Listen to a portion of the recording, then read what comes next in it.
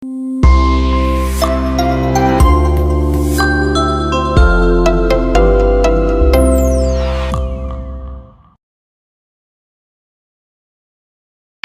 MSCIers, perkenalkan saya dengan nutrisionis Zahrina. Saya merupakan alumni MSCI EUB dan pernah menjabat sebagai Public Relation dan Chief of Department of Reproductive Health including HIV/AIDS tahun 2012. Saat ini saya aktif bekerja sebagai ahli gizi di Rumah Sakit Umum Pusat Nasional di Jakarta. Dan di Rumpang episode ke-15 hari ini, saya akan menjawab pertanyaan-pertanyaan seputar dampak kelebihan dari konsumsi kopi. Siapa di sini penikmat kopi? Ya, ternyata kopi itu adalah minuman yang paling disenangi di seluruh dunia setelah air putih dan teh.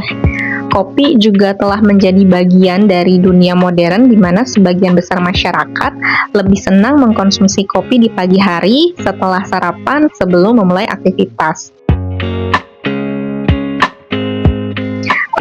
Kopi ini mengandung beberapa senyawa yang dapat memberikan manfaat untuk kesehatan tubuh kita. Di antaranya adalah kafein, antioksidan, vitamin, dan juga mineral. Dan seperti yang kita tahu, sebenarnya kafein ini adalah senyawa yang terkandung secara alami di dalam biji kopi, daun teh, dan juga biji kakao. Di mana kafein ini merupakan stimulan psikoaktif yang paling banyak dikonsumsi di seluruh dunia dan bisa berfungsi sebagai regulator berat badan karena dapat meningkatkan metabolisme dan juga pembakaran lemak di dalam tubuh. Kafein juga cukup dikenal dalam meningkatkan fokus dan kewaspadaan otak serta meningkatkan performa fisik. Nah, jumlahnya di dalam gelas kopi itu akan berbeda-beda bergantung pada tipe kopi dan juga metode persiapannya. Angkanya berkisar di antara 30 sampai 350 mg kafein per satu gelas kopi.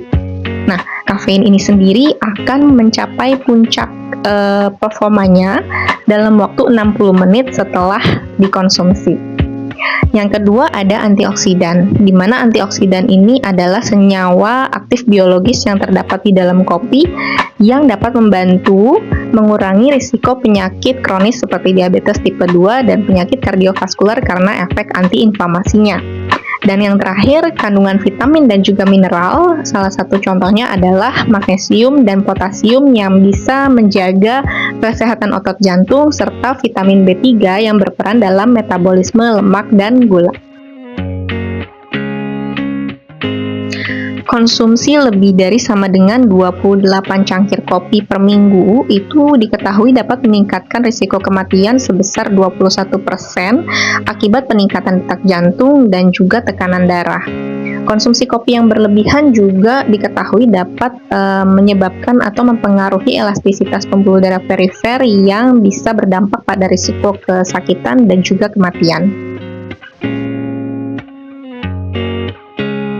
Nah, beberapa efek dari konsumsi kopi yang berlebihan itu antara lain yang pertama gangguan tidur atau insomnia karena konsumsi kafein yang berlebihan itu akan menghambat melatonin yaitu hormon yang mengatur tidur. Kemudian yang kedua ada peningkatan tekanan darah dan detak jantung. Yang ketiga gangguan pencernaan seperti GERD atau diare karena kafein juga dapat memberikan efek laktatif. Yang selanjutnya adalah kecemasan dan kegelisahan, kemudian efek selanjutnya adalah ketergantungan dan gejala putus kafein, yaitu gejala yang muncul ketika seseorang secara tiba-tiba berhenti mengkonsumsi kopi.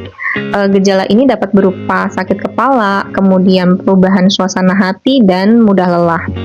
Dan yang terakhir juga ada kemungkinan gangguan penyerapan zat gizi seperti kalsium dan zat besi, dan apabila itu terjadi secara terus-menerus maka salah satu kemungkinan efeknya adalah risiko terjadinya osteoporosis.